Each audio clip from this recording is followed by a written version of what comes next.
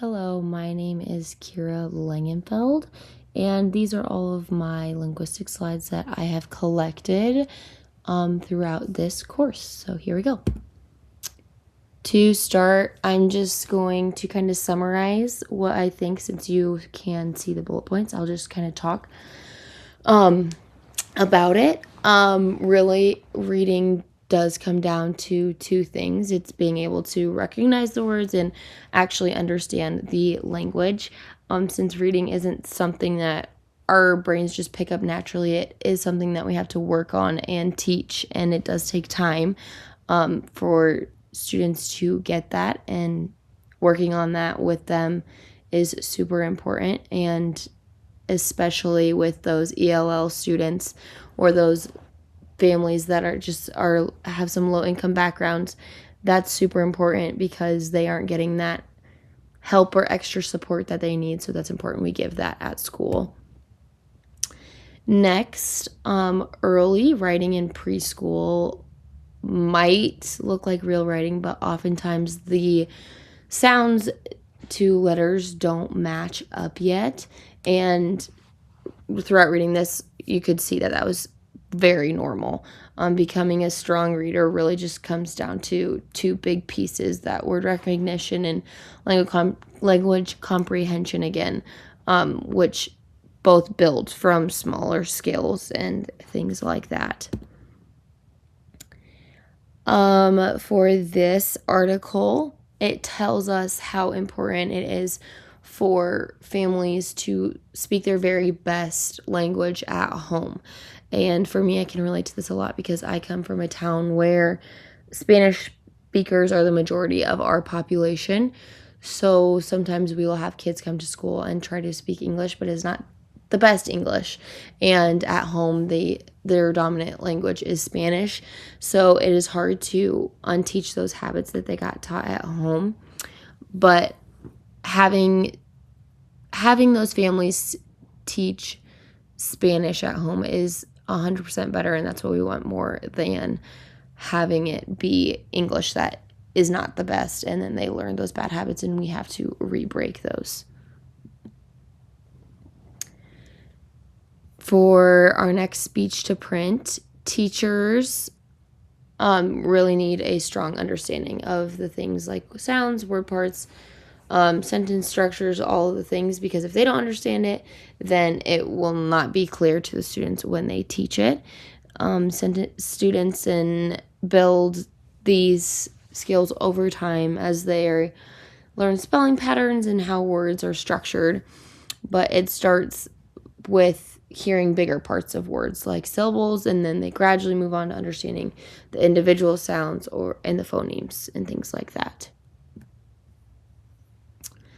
Next, we have our next part, which talks about a word wall, which I'm very excited about. I get my classroom this fall, and this is one of the first things I told my mom, who's a teacher. I said, I'm going to have a word wall in my room, and she goes, absolutely. And I said, I'm so excited because when I was younger, I didn't really get to have that and be exposed to it. So there are 26 letters, but they only represent about 44 sounds that are spoken in English. So having a word wall, I'm excited so kids can visually see it, look back on, and I am very excited to incorporate little things to help them in the phonics department as well. Next, we have the science of reading in dual language. I come from a school where we have a dual language program, which I think is so amazing and so cool because every day when I sub, I get to see how students switch their brains from learning in English to learning in Spanish, or reading in Spanish and reading in English. But it's so cool how they're able to process both, and they use the same reading skills across languages. And they use, the orthographic mapping where their brain just keeps that part of that word that they've never seen before, but they keep that to help read new ones more easily. So it's cool to see their brain flip-flop like that. Next, we have our next chapters of speech to print. The phonological systems help students really understand how words are organized and pronounced in words. They use the difference, they learn the difference between those simple syllables without blends and to more complex ones with those blends. And they get to use that phonological memory to help build that and keep that in their brain. This, or phonological development or awareness develops over time. So it's starting with bigger parts of language, like words and syllables, and then it gradually moves to smaller sounds. So some sounds can be confusing, like when certain consonants seem voiced or unvoiced, depending on how they're pronounced. But over time, just like over time, those skills like orthographic mapping help students recognize and pronounce and then eventually remember those words automatically. Throughout this video, it tells us for those students to read successfully, recognize letter sounds, and those needs to become automatic. So recognizing those letters and sounds need to happen in order to read and become automatic. And it tells us those strategies like finger tracking, as you can see on the screen, and just things that can help them and say the word and look at those letters and sounds instead of just guessing. Next, we have English, orthography, and reading. Usually good reading starts with understanding that letters represent sounds, and then that blends together to form a word. So students also come in with different strategies from their first language or home language, maybe, that can shape the approach of reading in English. And because English spelling is so different all the time, they just go way beyond just sounding out the letters and using patterns and stuff like that when they read. Next, we have another speech to print. Good reading just starts with letters that represent sounds. They blend together to form words. And students also come in with strategies from their first language, like I said earlier, and can now shape how they talk and read and learn. English spelling can look irregular, but it actually does surprisingly follow patterns. Going through this class and reading, I was actually surprised because I felt like I didn't know all these patterns completely. So it's fun to realize that in my brain, and then I see words random places and I'm like, oh, that follows that rule. So it's even cool as an adult to learn that. Next, we have morphemes matter. These are the smallest units of meaning and support for comprehension. So reading really is about that meaning and learning word parts of the prefixes, suffixes, and those bases. And it gives students those tools to either decode or spell and understand many words instead of just memorizing them. Moving on, understanding word structure is key to improving that decoding, spelling, and comprehension, because when students learn prefixes, suffixes, and bases, they can unlock the meaning of new words, which will help them down the road and in the future.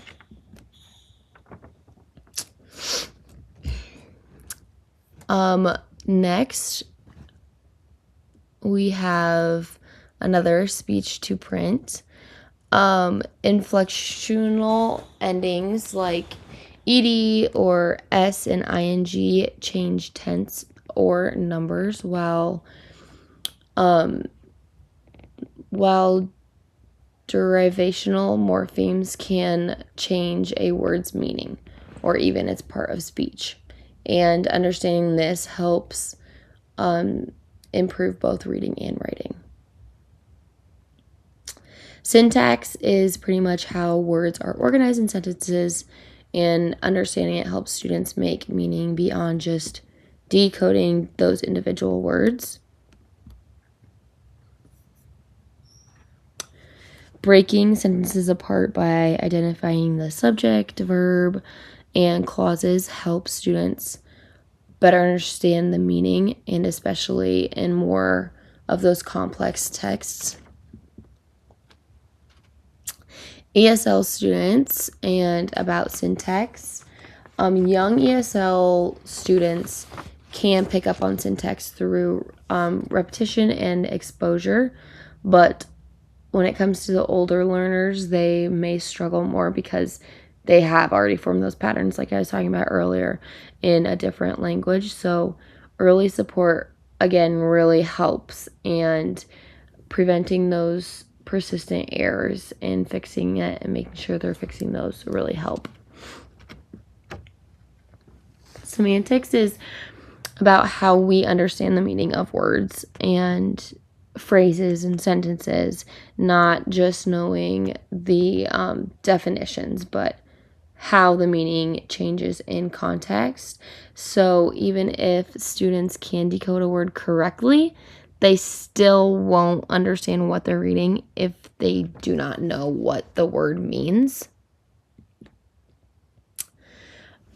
Students may also make sense of a new vocabulary by connecting it to what they already know, which is why building background knowledge is so important when it comes to teaching things and relating it to maybe real life experiences or something that they've have learned in school prior. We can't just assume as teachers that students will pick up on the words naturally. The vocabulary needs to be specifically taught and given those real examples. A shift in grammar instruction. Some teachers avoid grammar because they don't feel confident in learning it themselves, which can limit how it is taught in the classroom and how it is learned from the students. So traditional worksheets and drills often don't carry over into their brain or to real reading and writing because they lack some sort of meaningful context. So students learn grammar way more effectively when they work in actual text, and then they use their own writing and that background knowledge. A couple more. We're almost there. Speech to print. Again, structured literacy is clear and an intentional way of teaching where those skills are taught in a specific order so students build on what they already know instead of just learning randomly. Reviewing those old skills are super important because oftentimes when they go grade to grade or when they take the summer off, they forget them easily. And then we just kind of keep moving and chugging along in what the book or whatever the curriculum is. Sorry, I couldn't think of that word. Whatever the curriculum is given to us. So it is important to go back and explain why things are like that and what those rules are and what goes with those. And the last one, understanding differences. Structured literacy is just highly effective for students, especially with dyslexia, because it targets like directly such to key areas of the difficulty of like decoding, spelling, and just understanding how words are structured. So instead of leaving learning to chance, teachers explicitly teach, model, and guide each skill step by step. And that is the last slide. I have enjoyed learning from this class very much. I've learned a lot, and I cannot wait to carry it over into my classroom.